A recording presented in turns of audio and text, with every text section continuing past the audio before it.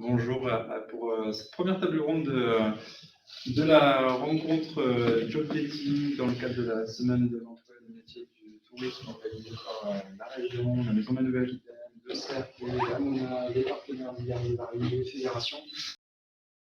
Pour parler de métier du tourisme, mais on a une table ronde notamment sur les perspectives de carrière après les emplois saisonniers. Ce sera complété aussi en fin de journée, lors de l'apéro, sur l'accueil, les conditions d'accueil, d'encadrement, justement, des lieux en Nouvelle-Aquitaine, où on est accueilli pour travailler, pour s'installer, notamment pour une saison. Donc, pas mal de partenaires aujourd'hui, des recruteurs aussi, des candidats potentiels. Et là, notre table ronde, c'est sur les perspectives après l'emploi saisonnier. Donc, on va parler pérenniser son expérience, on va parler valorisation des compétences, on va parler de penser sa carrière au-delà de la saison. Et on a du coup des partenaires, des petits jargons, collectivités, des OPCO, des fédérations. Donc, on va regarder un petit peu dans le détail ces éléments, et notre table ronde va nous amener justement à parler des profils saisonniers, qu'est-ce qu'on entend derrière un ou des saisonniers. On va pouvoir parler du parcours aussi, de la phase de recrutement à la valorisation des compétences après une saison, qu'elle dure 1 mois, 2 mois, 3 mois, 6 mois, etc. On va aussi parler de toutes les possibilités de formation qu'il peut y avoir pour encadrer, préparer les profils des saisonniers, les conditions aussi de travail, qui amènent souvent de la fidélisation. Et puis, les recrutements sont un peu plus compliqués que d'autres années, donc il y a aussi beaucoup de choses qui ont été faites au niveau des chefs d'entreprise pour adapter les conditions de travail. Donc, ce sera des éléments. Et puis, parler aussi des carrières possibles autour des sujets. Donc, assez vaste comme thématique. Donc, on est assez 5, je pense, pour essayer de traiter, plus vous tous. Moi, je suis Jean-Baptiste, je travaille à la MONA, la mission des offices de tourisme de Nouvelle-Aquitaine. Donc, je vais animer la table ronde, et selon les échanges, je ferai aussi des rebonds avec vous dans la salle, puisqu'on comme il y a un petit groupe, ça va nous permettre de faire de l'interaction. Pour démarrer, moi, je vais proposer un petit tour de table pour que chacun puisse donner son petit prénom et ce qu'il fait, mais avec une question assez précise. Dans le thème, c'est votre expérience de saisonnier à vous, il y a X temps, ou pas. Quelle est-elle? Voilà, juste une petite expérience, et puis en même temps, vous en profitez pour donner votre prénom et de façon vulgarisée la structure que vous représentez. On commence avec toi, Jean-Baptiste? On est bien, Jean-Baptiste. Très bien. Donc j'ai un prénom commun, Jean-Baptiste. Mais on va commencer par le début. J'ai commencé à travailler en saisonnier dans le camping de mes parents, qui a été créé en 1981, donc j'étais tout jeune. Aujourd'hui, je n'aurais pas le droit de travailler, mais à l'époque, on nous laissait faire beaucoup de choses. Et j'ai commencé par les sanitaires. Donc, j'ai commencé par placer les clients. Après, j'ai fait les sanitaires, la réception, à faire mes études, et puis à reprendre un terrain de camping, puis en reprendre un deuxième. Et puis, comme je faisais pas assez de choses, on m'a élu président de la fédération de Charente-Maritime. En 2015, la Nouvelle-Aquitaine s'est créée, et on m'a propulsé président de la Nouvelle-Aquitaine. Donc voilà un peu mon parcours, et voilà comment j'ai commencé mon métier de saisonnier, en commençant tout à ma échelle, pour finir, non, je pense que je vais encore finir. Donc, je vais continuer 2-3 trucs. Et donc voilà. Merci. Moi, je m'appelle Céline, alors ça change de Jean-Baptiste, hein, désolé. J'ai commencé également, je faisais de l'animation pour les enfants. J'ai passé mon BAFA, c'était un peu de BAFA, un brevet pour l'animation, et j'ai commencé comme ça pendant mes études. Ça me permettait de travailler les étés, de travailler pendant les petites vacances. Et puis maintenant, je travaille à la région. Alors, sur les questions d'emploi et de formation. Moi, c'est pareil. Dans le changement, c'est Grégory. Donc après, c'est Jean-Baptiste. Grégory. Bonjour à toutes et à tous. Alors moi, j'ai pas démarré en tant que saisonnier, mais en tant que bénévole. Une association. avec le WWF, le panda, là, sur un programme sur les tortues marines qui a pris plus de 25 ans de ma vie, et sur les cétacés. Et un jour, il y a une baleine que j'ai croisée, elle m'a dit « Je recherche un emploi pour mon fils ». Et je me suis retrouvé à la région, quelques années après, à travailler sur les questions d'emploi. Non, je plaisante. C'est au fil des rencontres qui m'a permis de changer. Donc moi, je travaille au pôle formation emploi avec Séverine et à la direction emploi et évolution professionnelle, et je pilote la plateforme Talent d'ici, qui permet la mise en relation compétences et emploi en lien avec les recruteurs d'une part, les candidats d'autre part en fin de ligne, mais au milieu les partenaires de l'insertion, de l'emploi et de la formation. On aura l'occasion de regarder dans le détail tout ça. Merci Hugo. Bonjour, je m'appelle Jean-Baptiste, non je plaisante, je m'appelle Carole, je travaille donc pour Acto. Je n'ai pas d'expérience de saisonnière et malheureusement j'ai envie de dire parce que si j'avais travaillé comme saisonnière, je pense que je travaillerais aujourd'hui dans cette branche puisque c'est un secteur qui me plaît beaucoup. Puis ben, on va se dire que dans la vie, il n'y a pas de hasard. Finalement, je me retrouve à travailler en lien avec cette branche. Alors comment? Moi, en fait, mon rôle, c'est de travailler avec tous les partenaires sur des territoires pour faciliter l'accès à l'emploi des salariés, des demandeurs d'emploi sur des transitions ou sur une nouvelle mission. Mais on démarre. Donc, bonjour, je m'appelle Bertrand. Donc, moi, je travaille à la place qui est aussi un opérateur de compétences, qui intervient pour les métiers de l'hôtellerie de plein air, les organismes de tourisme, les espaces de loisirs, d'attractions culturelles et les casinos, donc dans le champ effectivement du tourisme. Après, on intervient aussi dans d'autres champs. Du tourisme, c'est ce métier-là qui sont concernés. Alors peut-être pour expliquer en 2-3 mots ce que c'est qu'un opérateur de compétences, puisque c'est pas forcément un terme que tout le monde connaît. Un opérateur de compétences, en fait, notre mission, c'est d'accompagner les entreprises et les branches professionnelles sur notamment des questions qui sont liées à la formation, qui sont liées aux formations en alternance, qui sont liées à la formation continue, qui sont liées aux études et notamment aux mutations économiques et les mutations en termes de métiers qui vont être présentes, les évolutions des métiers, etc. Donc il y a effectivement toutes ces missions d'observatoire et de financement d'actions de formation et d'accompagnement dans les logiques. Pour prendre la question des saisonniers, alors moi j'ai eu 2 expériences saisonnières. J'ai eu une première expérience saisonnière où j'étais surveillant de baignade dans une base nautique. Et la réglementation n'était pas du tout aussi stricte que ce qu'elle ne peut l'être aujourd'hui. Voilà. J'ai eu d'autres expériences saisonnières où effectivement j'ai travaillé en restauration. Et j'ai été barman et serveur pendant 2 saisons sur la côte basque et j'en garde un souvenir excellent. Très bon moment passé. Et puis après, j'ai continué ma vie professionnelle. Mais super. Très bon moment. Merci pour le tour de présentation. On va aborder 3 sujets, fil rouge. Notamment le premier qui va être autour de se préparer, se sentir encadré quand je vais démarrer une saison. Une deuxième autour de poursuivre sa carrière après une saison, tout ce qui peut être en accompagnement. Et une dernière sur les compétences, notamment les compétences transverses, les nouvelles compétences attendues, ce qui a été bouleversé un petit peu dans le monde du travail et dans les métiers. Et avec un petit tour, et je vais continuer avec toi Bertrand pour démarrer. Quand on parle de job d'été, quand on parle de saison, c'est un secteur à multiples facettes.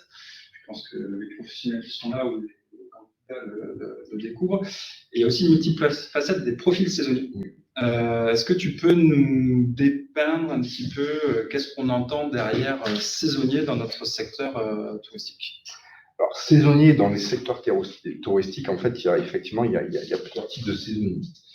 Il y a plusieurs types de saisonniers déjà parce qu'il y a plusieurs types de métiers. Ça, c'est un des premiers éléments. L'autre élément, c'est qu'on a la particularité d'être dans une région en Nouvelle-Aquitaine où il y a une saison qui est très très longue, qui commence au mois de mars, qui se termine au mois de novembre. Donc, avec une activité saisonnière qui va être diverse, qui va avoir plusieurs temporalités. On va avoir un cœur de saison qui va être une période assez courte et je pense que l'ensemble des professionnels sont d'accord pour dire que c'est une période qui est de plus en plus concentrée, ou qui va durer 1 mois, 1 mois et demi, 2 mois, là où il va y avoir des saisonniers en fait très spécifiques, qui sont souvent sur des profils étudiants d'ailleurs, qui sont recrutés sur cette période-là. qui vont avoir une montée en compétences assez rapide et accompagnée effectivement par les structures employeuses, souvent des débutants, parce que ça fait partie aussi, il y a un besoin effectivement de flux, hein, d'avoir un apport de main-d'œuvre rapide. Il n'y a pas de nécessité, enfin, il y a une nécessité d'avoir des qualifications, mais on est plus sur une gestion des compétences personnelles, on est plutôt dans le cadre du savoir-être, hein, ce qu'on appelle communément le savoir-être, et avec des montées en compétences qui sont accompagnées par les professionnels du secteur de manière à être très rapidement, pouvoir entrer très rapidement dans l'emploi. Ensuite, il y a une période qui est un petit peu plus, il y a des saisonniers, une autre catégorie de saisonniers, donc sur des périodes un petit peu plus longues, sur des contrats de 4 à 5 mois, qui vont concerner effectivement on va dire les premiers beaux jours jusqu'à la fin du mois de septembre, hein, où là, eh bien, il y a encore il y a une autre phase avec un besoin de qualification qui est un petit peu plus important. Souvent, c'est des gens qui ont déjà fait une première saison qui reviennent sur une deuxième saison. Bien que ce ne soit pas non plus une obligation, hein. Mais il y a une autre gestion des compétences, il y a un accès à la formation qui est plus anticipé et mieux anticipé de la part des employeurs. Et enfin, il y a une troisième catégorie de saisonniers qui, eux, sont des contrats qui vont durer plus de 6 mois, hein, puisque même quelquefois des contrats jusqu'à 9-10 mois, ça peut arriver notamment dans le cadre de l'hôtellerie plein air. Où il va y avoir effectivement donc une partie qui va être sur toute la mise en place de la saison et une partie de l'activité qui va être sur la clôture de la saison et notamment dans le cadre de l'hivernage sur le terrain plein air, avec des saisonniers qui signent parfois des contrats de 10 mois. Et alors ce qu'on observe aussi, mais ça Jean-Baptiste pourra le confirmer, ce qu'on observe aussi, c'est notamment dans le secteur de l'hôtellerie plein air, et notamment pour cette catégorie de saisonniers longs avec des contrats qui ont tendance à se transformer de plus en plus en CDI annualisés, parce que ben, ça fait partie des moyens de sécuriser l'emploi pour tout le monde, soit du point de vue de l'employeur, bien sûr, mais aussi du point de vue du salarié, c'est-à-dire que quoi qu'il en soit, eh ben, on est sûr, une fois qu'on a fait quelquefois plusieurs adresses, plusieurs employeurs, plusieurs expériences, après plusieurs expériences saisonnières, ça permet de sécuriser, d'avoir effectivement de bénéficier en tant que salarié et en tant qu'employé des avantages qui sont liés à la signature d'un CDI. Et on y reviendra en effet parce que qui dit CDI annuel, certainement plusieurs métiers dans une même année, surtout dans la diversification des filières qu'on a dans le tourisme. Donc, saisonnier courte durée, plein cœur de saison, 1 à 2 mois, allez, 2 mois et demi quand on est dans les franges, des saisonniers moyenne durée de 4 à 5 mois selon les lieux, et des saisonniers plus longue durée, presque des saisonniers de métier aussi, qu'on retrouve avec souvent des adaptations des contrats de travail avec des CDI annualisés. Ok, tu faisais le lien et ça va me faire la transition avec vous, Carole, parce que qui dit des plus ou moins longs dit aussi des formations. Et qu'est-ce qui se passe dans les premiers jours, dans l'entrée, du recrutement à la fin de contrat? En gros, c'est quoi les formations de démarrage, en fait, entre des formations obligatoires, mais aussi des formations pour se sentir encadré, surtout quand ça peut être sa première séance. Dans la restauration et l'hôtellerie, un petit paquet. Oui. Est-ce que vous pouvez nous en dire plus? Alors, au niveau des formations, en fait, dans ces métiers-là, bien évidemment, il y a des formations qui sont obligatoires, des formations réglementaires, mais ce n'est pas toujours le cas, surtout dans les métiers saisonniers. Donc, on peut aussi accéder, évidemment, à ces formations, mais l'intérêt, c'est justement de pouvoir sécuriser son entrée en emploi avec justement un éventail plus large en se formant au préalable. Il y a plusieurs possibilités pour se former. Donc, vous pouvez vous former soit en étant salarié, soit en étant financé en tant que demandeur d'emploi. Donc, vous avez cette multitude d'entrées possibles et sur lesquelles nous travaillons donc tous ensemble sur les territoires en partenariat avec la région, par exemple, avec les pôles emploi, avec les missions locales. Donc, la formation peut se faire soit en centre de formation, soit directement dans l'entreprise. Vous avez un éventail de solutions. Il n'y a pas une seule solution. À chaque personne et entreprise aussi derrière, il va y avoir des solutions formation. Dans les petits jargons, quand on rentre dans ces sites-là, parce qu'il y a un petit jargon derrière la formation qu'il faut décrypter, Justement, ces droits à la formation, ils s'appellent comment concrètement? Quelle serait la porte d'entrée pour un saisonnier si son chef d'entreprise lui propose pas de lui-même? Eh bien, comme je vous disais, il y a plein de solutions à ces formations. Donc, ça peut être de l'alternance, hein, tout simplement. Vous pouvez rentrer aussi sur un contrat d'alternance. Vous avez tous vos droits aussi en tant que salarié ou ex-salarié sur le CPF. Hein. Vous avez aussi vos droits que vous pouvez mobiliser vous-même. Et oui, compte personnel formation, donc qui est quelque chose en ligne. Vous pouvez aller sur le site du gouvernement vous renseigner. Nous, on met aussi en place des actions très courtes de coaching pour faire rencontrer aussi des recruteurs. C'est des petites actions sur 3 jours qui vous permettent aussi d'avoir un kit pour vous former.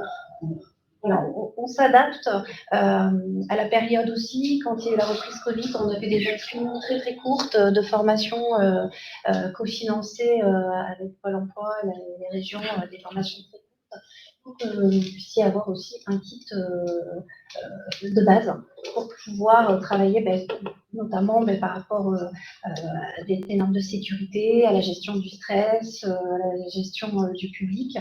Donc voilà, vous avez donc des solutions. Vous pouvez vous faire accompagner par un conseiller en évolution professionnelle, ça c'est important, qui va vous orienter parce que vous dites, tiens, Acto, Avdast, comment je les contacte. Donc oui, nous, c'est vrai qu'au départ, on est habitué à accompagner plutôt les entreprises, donc vous ne rentrez pas en interaction directement avec nous, mais c'est grâce à votre entreprise ou grâce à un accompagnement du CEP, on va pouvoir vous accompagner sur le volet financier avec différents types de contrats. Hein. Ça peut être des contrats pro, aussi, voilà, ça peut être des formations, comme je disais, très courtes qui vont être financées donc, par votre entreprise avec donc, un accompagnement de son entreprise. Ok, merci. Toujours sur cette thématique, se sentir épaulé, encadré, c'est aussi en dehors de l'entreprise. Et je me tourne vers vous, Séverine et Grégory, puisque en région, on a la chance d'avoir des espaces régionaux d'information de proximité, les ERIP, si j'ai bien suivi. Alors, c'est quoi? C'est où? Ça sert à quoi? Comment on décrypte aussi cet acronyme? Ouais. Alors, pour vous donner une information qui est vraiment liée à votre cas, à votre situation personnelle, sur toute la région, il y a ce qu'on appelle donc les espaces régionaux d'information et de proximité qui vous conseillent et vous accompagnent dans votre parcours. Dans votre parcours lié à la formation et lié à votre emploi. Donc, par exemple, si au jour d'aujourd'hui, vous souhaitez vous installer quelque part en Nouvelle-Aquitaine, sachez qu'il y a ce qu'on appelle un ERIP qui peut vous accompagner, qui peut vous informer sur, peut-être vous accompagner sur le logement, pour vous donner des petites pistes en tout cas, même si l'ERIP ne trouvera pas un logement, il pourra vous donner les coordonnées où aller vous renseigner. L'ERIP pourra également, en fonction de votre situation, pourra vous dire là, ça serait bien de peut-être faire telle formation, ou alors telle autre, ou alors de vous proposer d'acquérir des petites compétences pour pouvoir après accéder à votre emploi. Il faut se dire que voilà, l'ERIP, la personne que vous pourrez rencontrer au sein des ERIP s'adapte à votre situation et vous accompagne au mieux. Alors, il y a 42 ERIP sur tout le territoire de la Nouvelle-Aquitaine, donc c'est beaucoup. Et pour savoir où aller, vous renseigner, il y a un site internet avec une cartographie. Le site internet, je vous le donne, mais si vous êtes intéressé, on pourra aussi vous renseigner plus particulièrement après cette petite conférence. Alors, le site internet, c'est naki.fr-erip. Alors, je leur dis maintenant tout doucement. Naki, c'est NAKI.fr, le /ERIP, ERIP. napi.fr/ERIP. C'est un site internet où dedans, il y aura une cartographie et vous pourrez cibler en fonction du territoire où vous voulez vous installer, du lieu où vous voulez vous installer. Il y aura l'indication de toutes les coordonnées de l'ERIP pour vous renseigner. Donc, et eux, ils pourront vraiment vous accompagner sur votre prise de poste et pour vous renseigner au mieux par rapport à votre situation, si vous êtes demandeur d'emploi, si vous êtes salarié, etc. C'est pour vous accompagner au mieux. Donc là, une fois qu'on est sur place, ou comme c'est le cas Ou juste ici, avant. éventuellement Voilà. en amont avec prise de contact selon le lieu où on a envie de s'installer. Donc ça m'a sacrément bien préparé, 42, à chaque fois il y a des conseillers, des lignes directes, etc. C'était pas prévu trop dans la préparation, Jean-Baptiste, mais nos échanges de la première tour de table avant de passer à la deuxième thématique. Est-ce que tu peux nous partager l'expérience salarié saisonnier des 3-4 premiers jours d'un saisonnier dans un camping?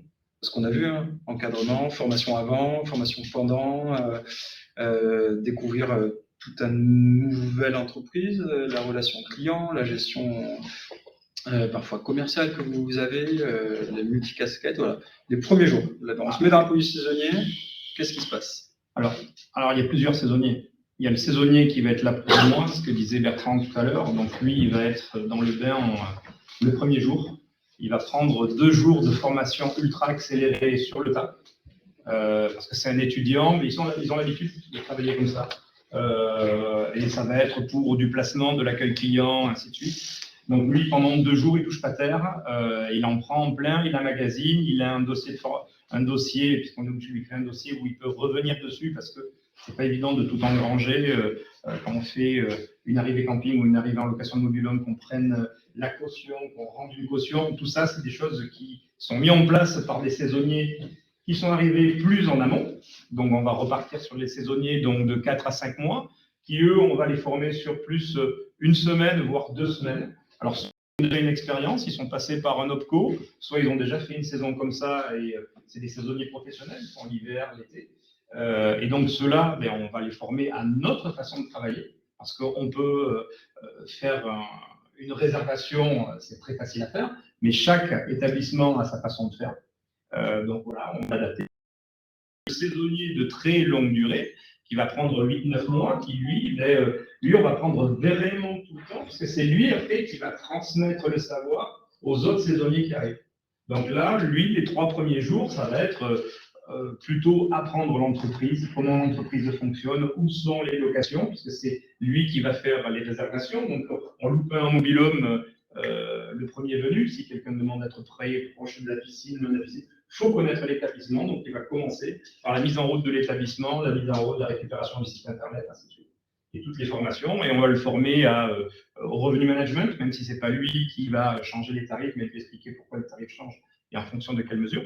Donc, suivant les saisonniers, on va dire les 3 catégories de saisonniers qu'on a parlé tout à l'heure, les 3 premiers jours ne sont pas les mêmes. Vaut mieux arriver pour 9 mois, c'est beaucoup plus simple, mais ceux qui arrivent pour 2 mois ont l'habitude de travailler dans l'urgence. Ce sont des étudiants, ils sont capables de switcher d'une matière à une autre quand ils font leurs études, donc ils sont capables tout de suite d'apprendre plusieurs choses en simultané entre vendre une baguette de pain s'il y a ça à la réception, faire un accueil, faire une réservation.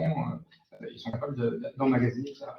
Ça va permettre de rebondir sur la deuxième thématique un peu de notre table ronde, justement sur poursuivre sa carrière, puisque la table ronde, c'est quelle perspective après éventuellement quelques saisons ou la première saison, et notamment dans le plein air, il y a un travail de fond que vous avez fait, il y a à peu près 32 métiers, voire plus, hein, il y a aussi ma question, c'est à quoi ressemble une équipe de camping en fait? Alors, parce que entre le gérant, celui qui est à l'année, le saisonnier à l'année, les 4 mois, les 2 mois, les multiples casquettes qu'il y a, c'est quoi une équipe? Alors voilà, justement, tu parles de multiples casquettes, c'est vraiment la problématique que nous avons. Nouvelle-Aquitaine, 1400 terrains de camping, la moyenne, c'est 120 emplacements. Donc, un camping qui a 120 emplacements, c'est pas grand. On voit tout de suite les très grands campings, mais il y en a aussi des petits. La moyenne, c'est 130. 120, 130 emplacements. Sauf qu'on fait 32 métiers. On n'a pas 32 salariés. Un camping qui a 120 emplacements, on n'a pas qu'à la capacité. Donc, on a ce qu'on appelle des multipasses. Des gens qui sont capables de faire plusieurs choix, plusieurs choses. Quelqu'un qui a la technique, mais on n'a pas un électricien, un plombier, un menuisier. C'est généralement la personne qui fait tout ça. Donc, au début, on recrute, puisque ça n'existe pas, la formation camping. Et puis, quand on veut avoir ce vivier-là, des personnes qui sont habiles de leurs mains, mais qui ont des habilitations, on se tourne vers son OPCO. On organise un truc qui s'appelle un POEC, une préparation opérationnelle à l'emploi. Voilà, parce qu'on l'a fait avec Aldas, avec son prédécesseur avant, on avait mis ça en place. C'était, voilà. Et donc, on va récupérer nos saisonniers qui sont venus pour 3-4 mois échanger des bouteilles de gaz. On va leur dire, attends, maintenant, on va te former à faire quelque chose de propre et avoir toutes les habilitations. Et donc, ce que nous faisons à l'heure actuelle en Nouvelle-Aquitaine, formation gaz, formation électrique, objets coupants. Oui, parce que pour prendre une tondeuse, il faut avoir une formation aussi. Pour se servir d'un objet coupant quand on est là avec les arbres, parce qu'on le fait aussi, il faut avoir une formation. Et on essaie de les former à cela. Et une fois qu'on les a formés à cela, on les garde en fait finalement, puisqu'ils sont capables non plus de faire 6 mois, mais de faire 9 mois. Et on va se débrouiller à leur trouver les 3 mois d'hiver et leur faire de la peinture, par exemple. Et du coup, quelles sont les carrières qui se créent? Alors, la carrière qui se crée, tu vois. Alors, en service technique, c'est vraiment l'équipe technique, c'est celle qui ouvre et qui ferme. On essaie de la garder en plus, en lui faisant faire de la peinture, en lui faisant refaire plein de petites choses. Avant, on faisait intervenir des entreprises. Là, on le fait en interne, donc ça coûte, entre guillemets, moins cher pour le camping. Et en plus, ça lui permet de pérenniser une équipe. Et là, on est en train de faire le deuxième switch, parce que là, on a pérennisé des emplois de 9 mois en 12. Donc c'est facile, il y a un mois de vacances, il suffit de trouver 2 mois de travail, en fait, finalement, en supplémentaire. Donc ça a été le plus facile, on a commencé par ça. Là où ça va être le plus dur maintenant, c'est de transformer ceux qui viennent pour 6 mois en 12 mois. Et là, on a un travail, alors il ne le sait pas encore, Bertrand, mais on va y travailler dessus, c'est la prochaine. C'est l'exclu de la table ronde, on va t'en parler après. Non, mais il va très bien voir sur quoi on veut travailler, c'est-à-dire ces personnes-là qui viennent pour 6 mois, ça peut être par exemple quelqu'un qui est en réception en coup de main ou en ménage. Vous savez, pour la préparation des mobil-homes et la fermeture des mobil-homes, lui faire une formation menuiserie, parce que maintenant, pour un camping qui veut acheter un mobil-home, c'est 2 ans d'attente.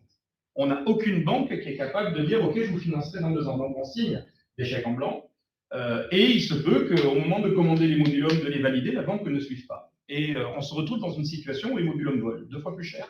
Et aujourd'hui, on refait des mobil-homes, et refaire des mobil-homes, ça coûte le prix d'un mobil-home neuf. Donc, de plus en plus de campings se disent, attends, je vais les refaire moi-même, mais il faut le personnel. Et on va pérenniser les gens de 6 mois en 12 mois, puisque pendant les 6 mois d'été, où, par exemple, on va prendre l'animateur, mais on ne va pas refaire un mobil-home l'été. Par contre, l'hiver, il ne va pas faire d'animation. Mais s'il habite de ses mains, on va lui refaire faire des mobil-homes. Et c'est là où on va pérenniser toute cette tranche-là, nous, en tant que camping, où on a cette hors-saison, où on a besoin de personnel et on va créer le job. Et ce job-là, on le créera qu'avec notre co qui nous suivra, puisque ça n'existe pas. Des formations aujourd'hui, on va former un animateur charpentier. Alors, c'est pas charpentier, mais plutôt menuisier. On ne le formera pas. Alors qu'avec l'OPCO et avec des bons centres de formation, on va y arriver. Ça, c'est l'étape qu'on est en train de mettre en place maintenant. Il fait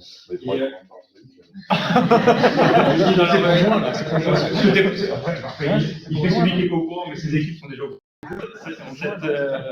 On a rendez-vous la semaine prochaine. Cette fin de journée, il y aura aussi une table ronde à nouveau sur les saisonniers. Il y aura d'exemple de Marine Godon aussi qui travaille sur l'intersaison, l'interfilière pour des profils de saisonniers autour de ces thématiques-là. Et ça me fait aussi beaucoup penser à l'hôtellerie-restauration avec les partenaires de l'université de Lyon. Il y a une pléthore de métiers aussi dans ça et comment on a la polyvalence dans les compétences qu'on nous reviendra. Avant de finir sur le lien, puisque là, tu as fait une belle place d'Anne Rochelet à Bertrand. Un petit zoom sur ma carrière camping, puisque 32 métiers, mais aussi un gros vivier de compétences, de recrutement, de candidats. Et donc, il y a une plateforme qui vient de sortir. Ma carrière camping, c'est au niveau national. La Fédération nationale, donc on dépasse la Nouvelle-Aquitaine, c'est 32 métiers, 40 000 emplois. C'est ce que nous recrutons aujourd'hui. Donc, macarrièrecamping.fr, on l'a lancé pendant la semaine du tourisme. Justement, c'est pour regrouper toutes les régions, tous les départements et tous les recruteurs avec les métiers. Et quand on y va dessus, il y a du métier de 2 mois, oui, effectivement, mais il y a du 9 mois, du 12 mois, il y a du CDI qui est prouvé quand même parce qu'on bénéficie de cette image de camping égale juillet. Et donc, les gens ne se tournent jamais vers nous pour autre que pour juillet. Les étudiants ont le réflexe, mais les autres ne l'ont pas parce que, en camping, moi, ce que je veux, c'est un CDI. Ce que je veux, c'est pouvoir investir dans ma maison, dans une famille, ainsi de suite. Et là, si, on peut travailler l'année chez nous. Et donc, ma carrière camping est là justement pour prouver que nous pouvons pérenniser de l'emploi et nous le pérennisons déjà. Ok. Du coup, Bertrand, je reviens à toi sur justement ces dispositifs, passer de saisonnier à proposition de carrière, réflexion pour une carrière. C'est quoi les dispositifs un peu d'accompagnement, de formation? On entend souvent parler de tutorat, tu parles de Jean-Baptiste de polyvalence, je parle de polyvalence parfois, mais c'est aussi beaucoup de oui, il faut je préfère polycompétence que polyvalence, mais c'est peut-être parce qu'on est opérateur de compétences. Donc, mais oui, la question de la polycompétence, elle est effectivement c'est différent de la polyvalence, la polycompétence. C'est-à-dire qu'on est formé, on a effectué une montée en compétences justement vers d'autres savoir-faire. Et on a plusieurs métiers. Voilà, c'est un petit peu la différence avec la polyvalence. On est plus dans quelque chose d'improvisé, on va dire. Donc, sur cette question en fait de la pérennisation et de la question de la formation, alors ce qu'il faut savoir, c'est qu'il y a aussi pléthore de métiers dans les activités saisonnières. Simplement, pour reprendre un peu nos périmètres et nos champs respectifs, on va retrouver des métiers d'animation, on va retrouver des métiers de la billetterie et de la vente boutique, on va retrouver tout ce qui va tourner autour de l'accueil et de la gestion des réservations. Bien sûr, les métiers de la restauration, la cuisine, le service, l'hôtellerie. Et ça, c'est des métiers qui sont présents dans les métiers opérateurs d'attraction aussi. Dans les parcs d'attraction, on va retrouver ce genre de métier. La maintenance, oui, ça a été évoqué, mais ça, la maintenance, c'est quelque chose qui est présent sur l'ensemble des sites, y compris notamment sur les espaces de loisirs. Il y a des opérateurs de maintenance, il y a des métiers de la sécurité. Donc, et puis bien sûr, après, il y a toutes les fonctions support de l'entreprise qui vont derrière et qui peuvent aussi quelquefois être dans ces logiques de polycompétences. On peut être amené à faire de la communication, on peut être amené à faire de la comptabilité, etc. Et puis, en cœur de saison, à faire de l'accueil, à faire de la gestion des réservations, ce genre de choses, de la billetterie, etc. Donc, je pense que ce qui a été exprimé ici, c'est effectivement une réalité du secteur, c'est-à-dire que du coup, il y a des carrières, à chaque période de l'année, on va avoir besoin de différents types de compétences. Et par rapport à ça, effectivement, il y a plusieurs types d'outils qui sont utilisables dans le champ de la formation en général. On va avoir en premier lieu les fameuses préparations opérationnelles emploi collectives ou individuelles qu'évoquait tout à l'heure Jean-Baptiste.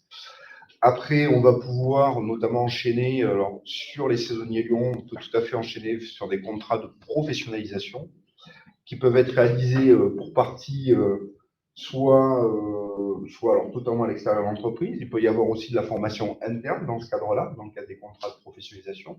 Ça fait partie des choses qu'il faut savoir. Et ça peut être aussi combiné avec de la formation situation de travail, dans un cadre bien déterminé par la loi et prédéfini.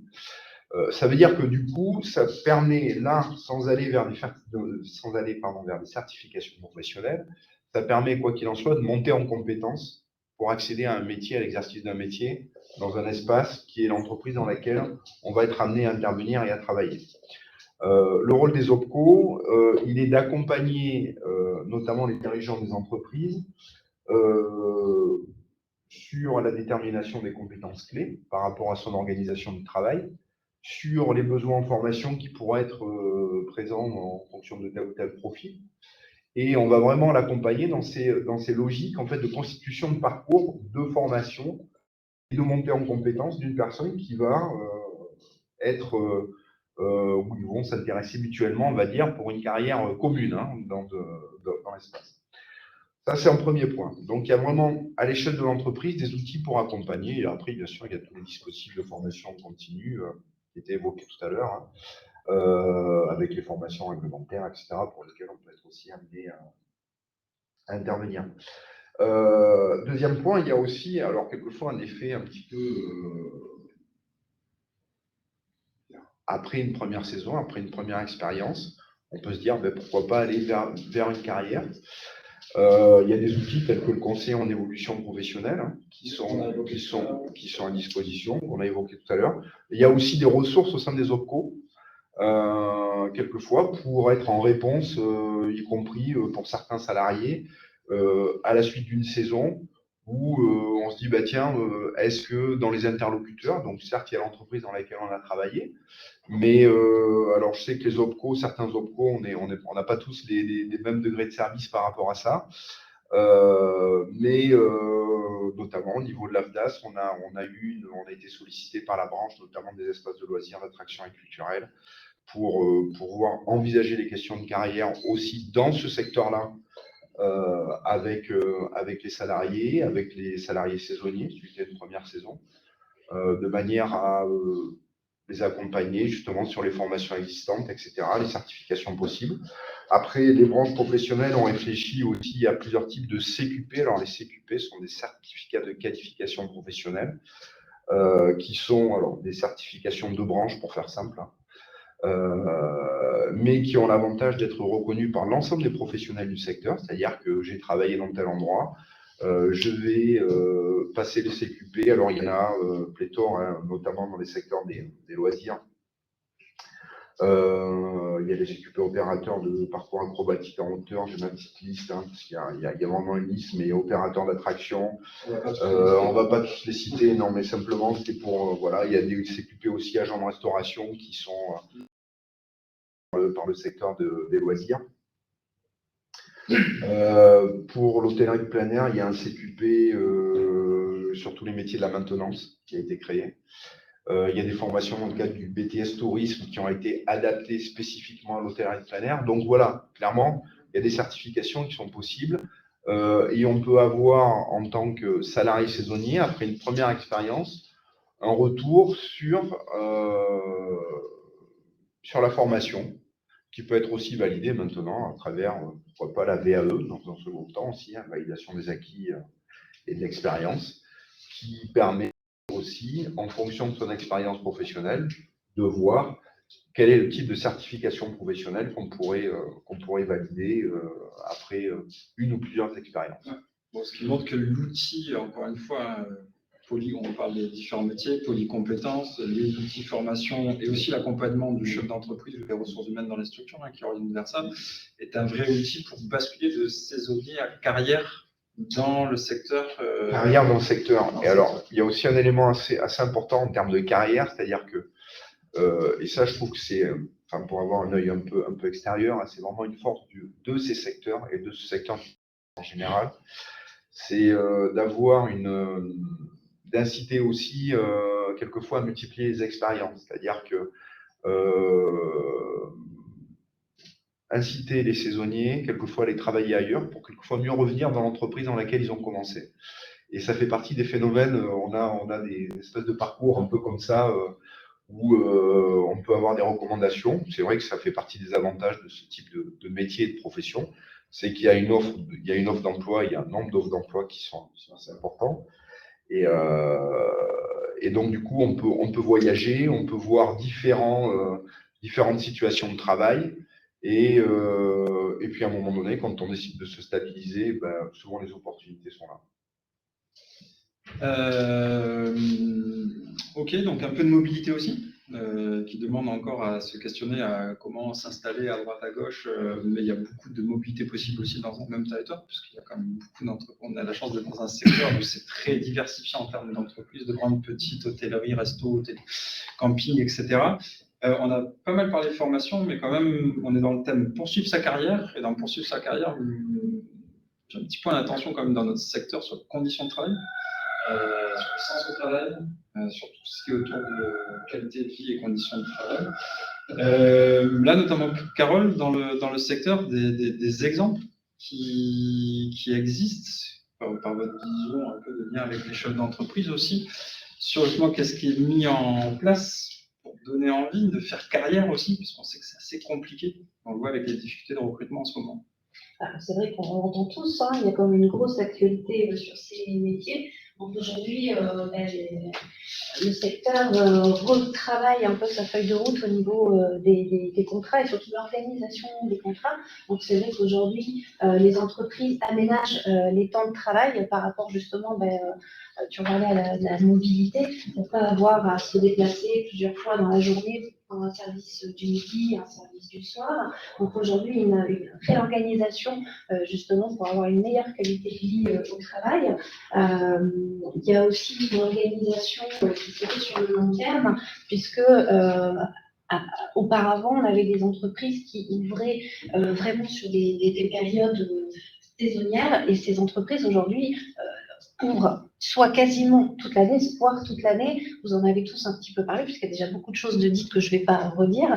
Mais voilà, il y a une ouverture sur des CDI très forte aujourd'hui. Et justement, là, c'est l'opportunité de se former, quelle que soit son envie, quel que soit son niveau, puisque on n'a pas forcément envie de changer de métier, mais le métier de saisonnier, vous pouvez commencer comme runner, hein, voilà, c'est la personne qui vient aider le serveur, donc qui intègre finalement, comme je disais, peut-être sans aucune expérience et qui apprend dès la première journée à porter un plateau et à gérer la relation du public. Et voilà, on peut rentrer runner un jour et finir donc sur du management, chef de rang, pourquoi pas se mettre à son compte aussi après.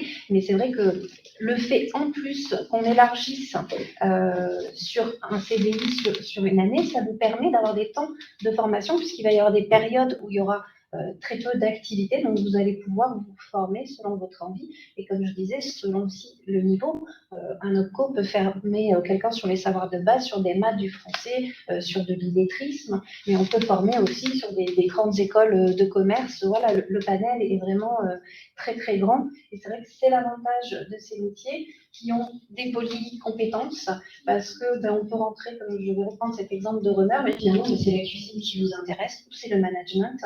Voilà, vous allez utiliser vos compétences acquises sur un poste de saisonnier, par exemple, pour vraiment trouver votre voie au sein de l'entreprise, au sein de ce secteur-là, ou d'un autre. Ça vous emmène aussi vers d'autres solutions.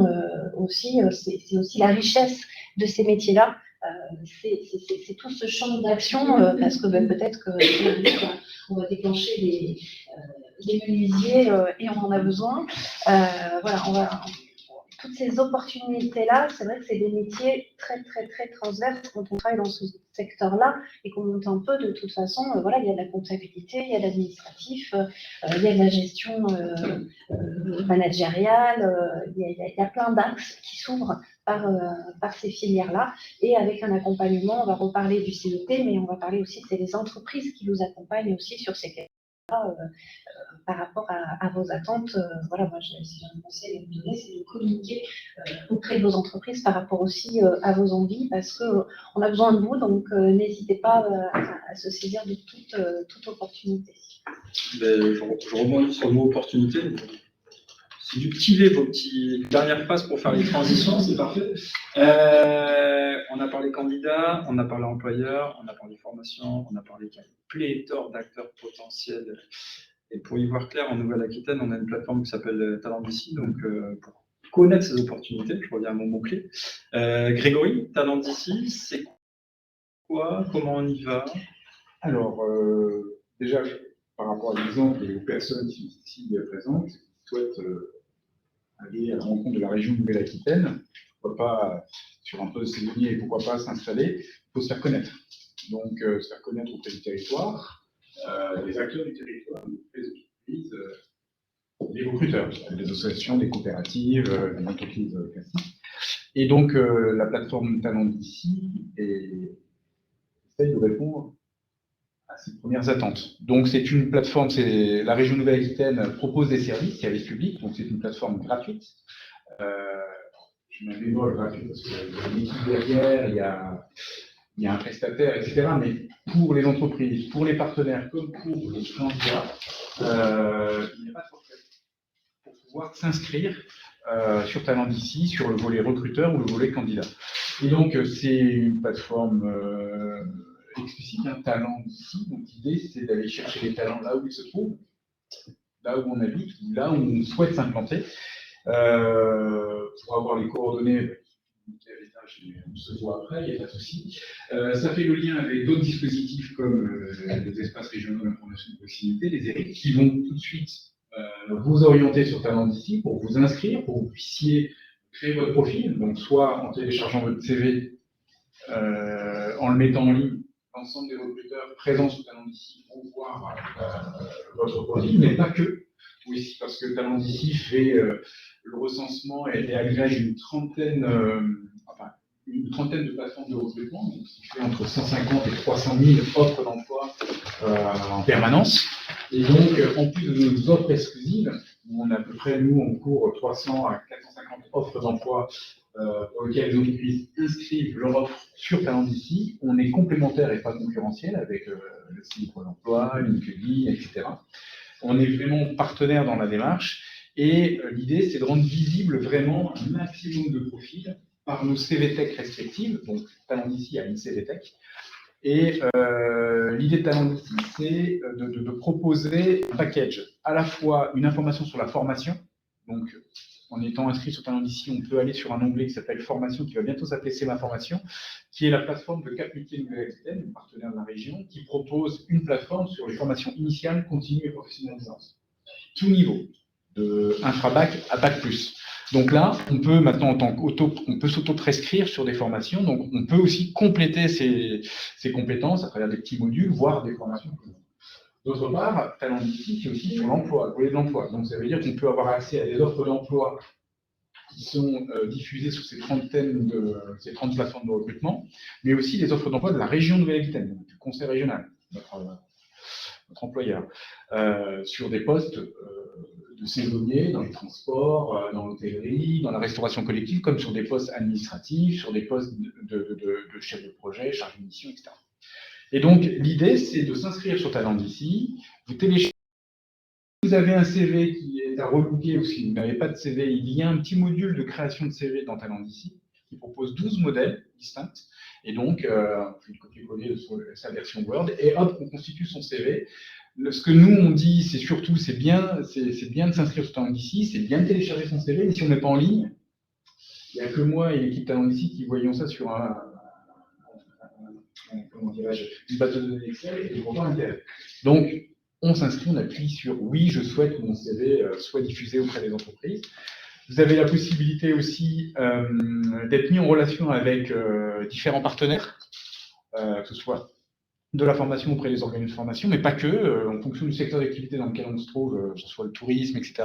L'ensemble des partenaires sont en connexion proche ou assez éloigné de Talent d'ici, mais on fait les passerelles. Si moi je vois des candidats qui m'interpellent, voilà, je voudrais travailler dans le secteur du camping, comment je peux faire? Là, je vois avec l'UNI, je vois avec différents partenaires pour réorienter ces personnes vers les bons acteurs en fonction de l'endroit où se trouve le candidat, évidemment. Donc en fait, Talent d'ici, c'est une mise en relation compétences et emploi avec l'approche formation, l'approche emploi. En fait, c'est être facilitateur de ces trois courants, qui sont les recruteurs, les candidats et au milieu les partenaires, les acteurs. Et en plus de Talent d'ici, on est en train de développer avec la direction dans laquelle je travaille sur une marque qui s'appelle Recrutons de Talent d'ici, là où il se trouve. Donc on a lancé ça dans le Béarn sur Pau, notamment l'UNI du Béarn et sous était partenaire. C'est quoi? C'est travailler sur des temps forts en fonction d'un territoire et d'un secteur d'activité qui est identifié par les acteurs. Donc c'est un projet territorial, c'est pas le projet de la région, c'est un projet territorial. Dans ce sens-là, c'était les métiers de bouche et l'hôtellerie-restauration, hébergement. C'était pour préparer la saison dernière. Et là, il y a vraiment beaucoup de métiers en tension avec des postes vraiment en recrutement. Et ce que l'on a fait, c'est qu'on a permis sur 3 temps forts de réunir les recruteurs, les partenaires et les candidats. Les candidats, ils arrivaient sur ces temps forts-là, soit dans une posture « je recherche un emploi », soit dans une posture, je vais me former pour augmenter mes compétences. Et des fois, des personnes qui allaient vers des recruteurs et il manque 2-3 modules suite à l'entretien, 2-3 petites formations, hop, pouvaient aller voir l'organisation de formation qui était présente pour justement voir comment je peux compléter mes compétences avec ce module de 2 mois, 3 mois, pour pouvoir prétendre à postuler au poste de l'entreprise qui m'intéresse. Et cette mise en relation, l'entreprise voit ce candidat qui va en formation compléter ses compétences, va forcément le rappeler ou inversement. C'est la mise en relation, quoi. Voilà, c'est comment se mettre de l'humain un peu dans la démarche et comment, à travers un outil numérique, on peut aussi développer opérationnellement sur les territoires des opérations bien spécifiques à la carte pour que les uns et les autres puissent trouver bonheur à. La notion de facilitateur. C'est ça. Donc mon boulot, c'est ça, c'est de mettre en relation, c'est rien faire d'autre. Donc, ok. On a réabordé le sujet des compétences, ça nous amène au troisième sujet là.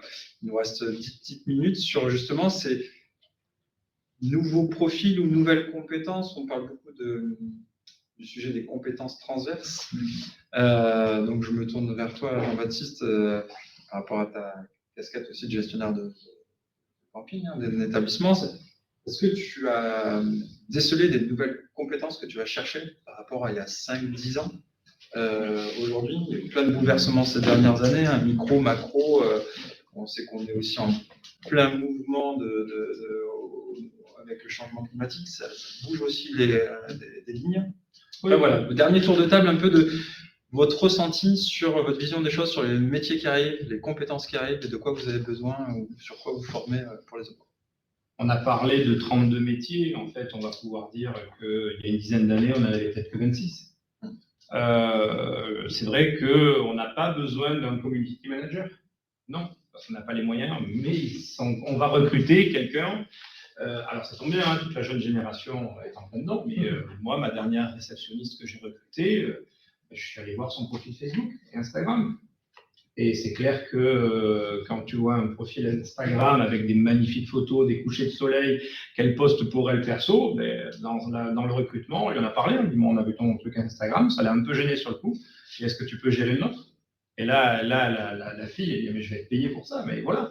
Donc, de vrais community managers, mais on va chercher la compétence, mais vrai. Là, on parle vraiment de. Alors là, on va pas parler on va parler de polyvalence. Et puis quand on va s'apercevoir que la personne, elle vaut vraiment le coup, on va la monter en compétence avec le coup. C'est-à-dire qu'on va la garder et on va lui faire cette formation. Donc là, c'en est, je vais parler des mobilhomes, c'est la prochaine qui va arriver, parce que aujourd'hui, la conjoncture veut que tout le matériel est fabriqué en Ukraine, donc on n'arrive plus à avoir de mobilhomes. Je plaisante, bien sûr, ils en ont profité. Les prix ont été multipliés par 2, ça doit être fabriqué au pétrole. Vous voyez ce que je veux dire? Alors qu'on est en pleine transition écologique, les mobilhomes deviennent éco-responsables, ils sont recyclables à 97%, mais pourtant, ils ont été multipliés par 2. Donc aujourd'hui, on va nous-mêmes être éco-responsables, c'est-à-dire ce qui est le nerf de la guerre du camping à l'origine. À l'origine que louer des carrés d'herbe, plus ou moins équipés, les locatifs que nous allons avoir au-dessus, au lieu de on va leur donner une deuxième, voire une troisième vie, en refaisant. Alors en plus, on va aller plus loin dans notre démarche, c'est-à-dire que pour ne pas être accusé de profiter d'une situation, on va aller biosourcer nos choses. C'est-à-dire que quand on va remplacer un lino, on va peut-être mettre un parquet, on va être éco-responsable parce que c'est dans notre nature, on va être équipé avec un chauffe-eau thermodynamique, on va mettre des panneaux solaires parce que maintenant vous mettez 4 panneaux solaires avec des micro-onduleurs, votre mobilhome devient autonome. Alors évidemment, si on tourne à 12 mois sur 12, non, mais si on tourne l'été, il devient autonome. Et avec en électricité, nous, on s'y penche là-dessus et on va commencer à le faire. Et puis, ça sera l'étape numéro 4 avec Bertrand, où on va former non pas des gens pour faire ça, mais des gens qui vont nous faire ça l'hiver. Comment on fait pour le monter, logiquement, et là, c'est plus de la menuiserie, ça va être un peu plus électrotechnique, mais ça va être des gens avec des capacités. On va recruter, non plus avec un diplôme. Et les diplômes ne rentreront plus dans des cases, parce qu'on va avoir des cases qui vont être différentes d'un camping à l'autre. On parle vraiment de cette dualité appétence-compétence. Exactement. Ton exemple de personne qui rentre avec poste réceptionniste, qui sort formé d'une appétence de créer du contenu, qui sort formé avec la création de créateur de saison, qui sort formé à être menuisier ou électro-technicien à un moment. On poursuit à bâton rompu pour les 5 dernières minutes, votre vision un peu sur cette transformation des métiers, des compétences. Voilà, si quelqu'un veut rebondir. Ouais, c'est bon. Il y a un élément clé sur ces métiers-là de l'hôtellerie, de la restauration et du tourisme, c'est l'accueil, c'est la relation avec le client. C'est des métiers de proximité avec les gens. Donc ça amène beaucoup de richesse. Il faut savoir faire aussi. Ça peut s'apprendre. Il y a des petites compétences qui peuvent s'apprendre. Mais cette relation-là avec le client, elle est fondamentale. C'est ce qui fait l'humain dans ces métiers-là, c'est ce qui en fait toute la richesse. Et donc, il y a toute la clientèle française, mais il y a également la clientèle étrangère qui vient beaucoup en France. Donc, on apprend beaucoup aussi de cette clientèle, mais ça veut dire qu'il faut savoir parler. Il faut savoir leur parler dans leur langue. De plus en plus, ce qu'on demande, c'est de développer l'anglais, bien entendu, l'espagnol. C'est des choses importantes. Il faut savoir s'exprimer vis-à-vis de ses clients. Ça enrichit la relation avec les personnes. Et ça permet de leur donner des informations sur ce qui peut se passer sur des petites animations locales. Ce que je veux dire, c'est que ça permet d'améliorer la satisfaction des clients et d'avoir des bons retours après, aussi bien sur le service, sur l'accueil de l'entreprise. C'est vraiment des choses fondamentales. Merci. Et puis cette partie technique d'apprendre une langue étrangère en compétences un peu transverses, c'est l'ouverture culturelle et tout ce que ça peut apporter. 2-3 rebonds, il nous reste 3 minutes. Si quelqu'un veut... Moi, je veux bien. Pour moi, la première compétence qui est recherchée aujourd'hui par les entreprises, c'est vraiment le savoir-être. C'est vraiment la base de tout recrutement. On recrute des personnes, vraiment. Derrière, on est là, les entreprises, les OPCO, pour vous former. Donc, effectivement, on peut prendre l'exemple aujourd'hui, on est dans un monde de communication. Quelqu'un qui sait justement communiquer, voilà, c'est un plus. Quelqu'un qui se tournerait justement vers les questions environnementales, ça peut être aussi un plus. Donc, voilà, ça peut faire la différence aussi par rapport à un autre candidat. Donc, n'hésitez pas à amener aussi vos envies, vos plus-values. Au niveau des entreprises, c'est forcément un plus, mais à la base, c'est vraiment ça. J'ai oublié de rebondir, mais dans le sens inverse, là, toute entrée entreprise, le travail que les entreprises doivent faire lorsqu'ils postent des offres, il faut qu'elles soient attractives. Les offres. Il faut qu'il y ait, qu'ils amènent leur marque employeur, entre guillemets. Dans le sens, pourquoi vous allez venir chez moi et pas chez mon concurrent? Donc, avoir une démarche proactive, responsable par rapport à la concurrence et respectueuse, bien sûr, mais ce qu'on demande aux candidats, de répondre à les offres, d'être en savoir-être, de mettre vraiment ses tripes dans un CV ou dans une lettre de motivation, l'entreprise peut faire la même chose aussi, vu la conjoncture actuelle. Notamment, ça passe aussi pour répondre aux candidats qui ont postulé et qui n'ont pas forcément les attentes attendues, mais une réponse, c'est toujours bienvenu, et ça permet aux candidats d'avancer. Bon, je fais pas de procès du tout, mais je fais les deux. Moi, je suis recruteur, candidat et partenaire. Donc, on demande aux candidats, ce que je disais aux personnes que j'ai vues tout à l'heure, de bien intituler leur CV par rapport aux offres qu'ils vont cibler. Plus les intitulés de CV correspondent à 90-100% à l'intitulé de l'offre, ça va matcher avec l'algorithme, les modèles, mais inversement aussi. Plus les candidats verront sur une offre comme quoi le bien-être au travail, les possibilités d'être formé chez moi, etc., ça va être attractif et ça va donner l'envie aux candidats d'aller plus. C'est tout à fait ce qu'on Quand on voit des offres d'emploi, notamment sur les offres saisonniers, j'en ai vu quelques-unes sur Talent d'ici, il y a 5 lignes, quoi. Mais là, ça rejoint totalement ce qu'on a écrit tout à l'heure sur l'ouverture des transparences sur les conditions, surtout où il va y avoir une grande mode à la RSE dans tous les sens, donc où il faut être assez aligné et limite c'est l'employeur qui devient aussi candidat. Et ça, c'est un changement de posture assez intéressant. C'est un jeu, après c'est une négo, hein, plutôt. Hein. Ouais, tu me veux, je te veux pas, ouais, mais je te veux quand même. Et à la fin, il se passe quelque chose. Alors, dernier mot, Bertrand, et on conclut. Pour terminer justement sur les évolutions des métiers, effectivement, de transition écologique, c'est quelque chose qui va être incontournable et on commence à le voir. Et quoi qu'il en soit, c'est des structures qui doivent s'équiper par rapport à ça, qui doivent s'organiser. Donc, effectivement, ça va conduire à l'émergence de nouvelles manières de travailler, peut-être plus que de nouveaux métiers. C'est-à-dire que les pratiques des métiers vont évoluer vers d'autres méthodes, d'autres manières de faire.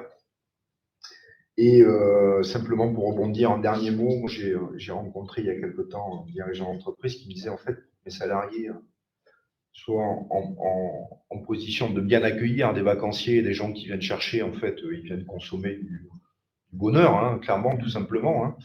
Et ben, pour qu'ils soient accueillants, il faut que moi, je me dois de bien les accueillir. Sinon, ça peut fonctionner. Voilà.